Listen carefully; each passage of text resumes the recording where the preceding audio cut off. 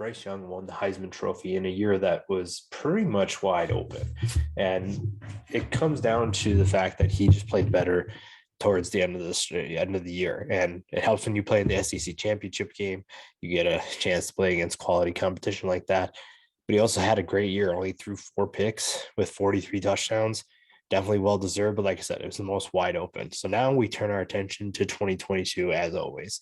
We do a way too early 2022 Heisman Trophy predictions. And today we're going to look at 15 candidates that I really like, and we'll kind of dive in why some of the favorites might not actually be the favorites. And this is not in any particular order. There's some, the top guys are probably the obvious guys, but there's not really an order. They're just listed 1 through 15. First up I have is CJ Stroud. I think that Stroud will be ahead of Bryce Young just because we haven't seen anybody win 2 Heisman trophies in a row since Archie Griffin did it. And you're just probably not going to see that again. Plus with the competition that Alabama plays, like we talked about, it's going to be tough for him to win 2 in a row. So Stroud is first. Next up, I do have Bryce Young. I think that he's still one of the top candidates. He'll still be one towards the beginning of the year, but I just don't know if he's going to be able to win 2 in a row. It's interesting that he won one now. I think that he's not getting a ton of NFL attention, mostly because he can't leave, but I still think that he is going to maybe slide under the radar a little bit, and he can just focus on winning college games. Third, Bjorn Robinson. If you think that Bjorn Robinson doesn't deserve to be on the list, then you're not really paying attention to college football. In 10 games, he rushed for over 1,100 yards. He had almost 300 yards receiving too. This is a weapon that Texas needs to get involved even more. Now you have to figure out who your quarterback's going to be as well. But if you get Bjorn Robinson the football, good things typically happen. Fourth, Caleb Williams. This kid took over for Oklahoma, and it was almost like watching magic. Now, he does have some things that he needs to fix, but there are things that are really exciting to watch about his game. Threw for over 1,600 yards this year, 18 touchdowns to just 4 picks, over 400 yards rushing with 6 touchdowns, and that's not even in full season, so we'll see what he can do, assuming he stays at Oklahoma.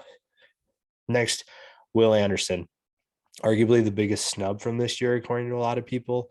When you had 91 tackles, 29 tackles for loss, 15.5 sacks, the production speaks for itself. 6, Trayveon Henderson. The Ohio State running back is probably going to have a monster year with a lot of teams focusing on CJ Stroud and the fact that they're probably going to lose Chris Olave and Garrett Wilson. Now, that's where Trayveon Henderson comes in. A very explosive player, over 1,100 yards rushing, 15 touchdowns, and nearly 300 yards receiving. This kid can make big plays. Next up, Grayson McCall.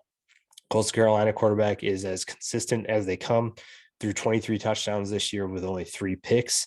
Did get hurt, so his production kind of took a little bit of dip. So if he stays healthy, I think that he could be definitely in this conversation. G5 doesn't get a ton of love in this Heisman conversation, but I think that Grayson McCall is someone who definitely deserves some recognition in this regard. Next up, Brennan Armstrong. The Virginia quarterback had a monster year and really exploded this offense. This offense is not known for being an explosive, and it's not known for big plays. And Armstrong's pretty much single-handedly changed that. Threw for over 4,400 yards with 31 touchdowns. Also did a little bit of running, 256 yards and 9 touchdowns. I think that if he can continue that production, maybe get rid of some of those turnovers, win a few more games, he's definitely going to be in the running for that Heisman Trophy. Sean Tucker comes in, nearly rushing for 1,500 yards this year with 12 touchdowns. If you haven't watched this kid play, he has speed for days. If you, like I said, if you have not watched his film, please do. You'll be thoroughly, and you'll enjoy what you see. You'll be thoroughly entertained. He's one of those explosive players that we don't really talk about a ton because he's on Syracuse, who did have a pretty decent year this year. So I think that it's someone that we need to pay attention to and could be in the running when it comes to this point next year. All right. Number 10, Tyler Algier. This kid is a former linebacker playing running back. When you watch him run the football, it's very obvious that he loves to use his physicality. Does have a little bit of speed to break away from people as well, so don't sleep on that. over 1,400 yards this year with 20 touchdowns, career high for him. A great season for BYU, and he can really make some noise. Even though BYU is not Power Five, they're not Group of Five either. They played a pretty decent schedule this year, so I'm actually surprised he didn't get more recognition this year. 11, Josh Downs.